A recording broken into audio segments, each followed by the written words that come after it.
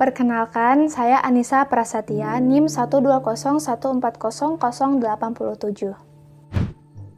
Assalamualaikum warahmatullahi wabarakatuh. Nama saya Harlenta Anggara Jisa Putra, NIM 120220107, Prodi Perencanaan Wilayah dan Kota, TPB 51. Perkenalkan, nama saya Novo Ratifiwanto dengan NIM 120140107 dari Prodi Teknik Informatika, TPB 51. Perkenalkan, nama saya Fajar Jakobi dengan NIM 1220117.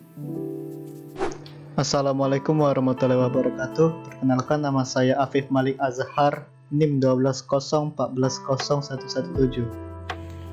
Perkenalkan, nama saya Olonso Olenapit Pulu, NIM 120140097 dari TPB 51, kelompok biomimikri 7. Di sini saya akan menjelaskan pengertian biomimikri. Biomimikri adalah teknologi berkembang terus seiring dengan kemajuan peradaban manusia. Teknologi disamping sebagai upaya untuk mempermudah dalam menangani berbagai masalah, juga karena alasan yang sangat simpel, yaitu keingintahuan atau rasa penasaran manusia atau para peneliti terhadap kemajuan teknologi agar bisa bermanfaat bagi segala aspek kehidupan manusia. Dan juga kecenderungan manusia yang selalu berpikir untuk mencari hal-hal yang baru. Karena itu, inspirasi kadang datang dari kebutuhan atau datang dari alam sekitar, seperti alam, hewan, tumbuhan, dan lainnya. Dalam dunia ilmu pengetahuan, istilah suatu ilmu yang meniru perilaku alam atau perilaku hewan dan tumbuhan untuk teknologi disebut dengan biomimikri, atau ada juga istilah biomimetik. Biomimikri adalah mempelajari alam di sekitar dan menjadikannya inspirasi serta meniru model dari proses dari alam untuk kehidupan manusia yang lebih baik. Istilah biomimikri sudah muncul pada tahun 1982. Kemudian istilah ini dipopulerkan tahun 1997 oleh Janine Benyus lewat bukunya Biomimicry Innovation, Inspired by Nature. Menurutnya, tujuan dari mempelajari biomimikri ini adalah keberlanjutan, mengajak untuk melihat alam sebagai model, ukuran, dan mentor. Terima kasih. 3. Kelelawar dan teknologi radar. Kelelawar merupakan hewan mamalia satu-satunya yang bisa terbang. Kelelawar masuk pada ordo Chiropetra dengan kedua kaki depan yang berkembang menjadi sayap. Terdapat beberapa jenis famili dari kelelawar ini, di antaranya jenis yang lebih besar yang disebut kalong.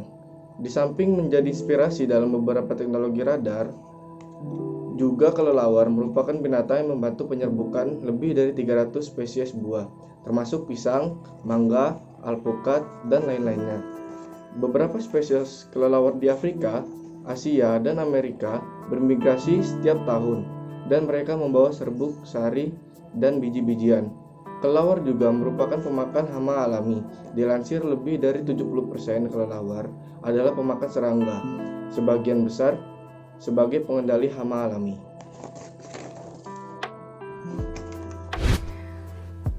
Tujuan dibentuknya poster ini adalah untuk menginformasikan inovasi-inovasi alat yang bersumber dari kelelawar, seperti pendeteksi gelombang elektromagnetik, sonar, dan kemampuan ekolokasi. Kelelawar adalah binatang yang sering keluar di malam hari, sedang di siang hari mereka tidur dengan kepala di bawah. Meskipun terbang di malam hari, kelelawar tidak pernah menabrak objek atau dinding.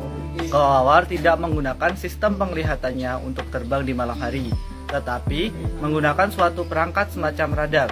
Karena itu, binatang kelelawar ini menginspirasi sistem radar. Radar merupakan singkatan bahasa Inggris dari Radio Detection and Ranging, yang berarti deteksi dan penjarakan radio adalah suatu sistem gelombang elektromagnetik yang berguna untuk mendeteksi, mengukur jarak, dan membuat map benda seperti pesawat terbang atau cuaca.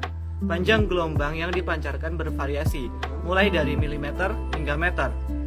Gelombang radio atau sinyal yang dipancarkan dan dipantulkan dari suatu benda tertentu akan ditangkap radar.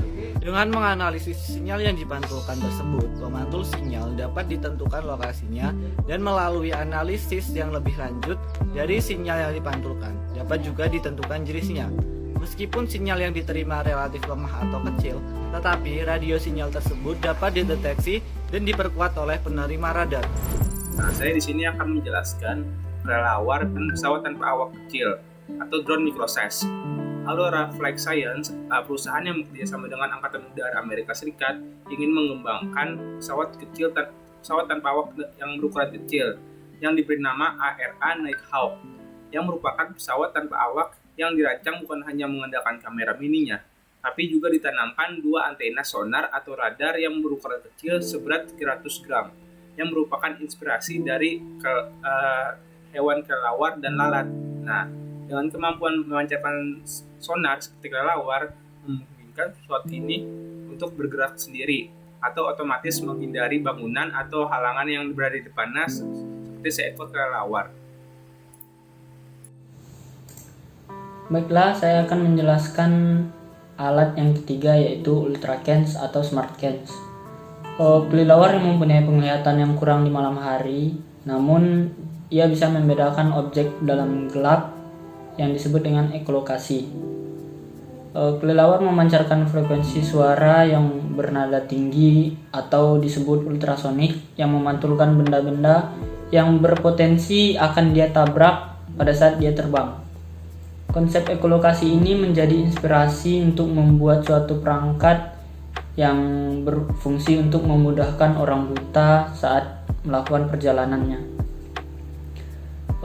Perangkat tersebut memancarkan sinyal yang mirip dengan kelelawar untuk mendeteksi objek yang berpotensi berbahaya atau berpotensi akan menabrak si pengguna alat ini. Perangkat ini menempel pada tongkat. Ketika gelombang kembali ke perangkat, maka ia bergetar agar pengguna tahu dan segera menghindari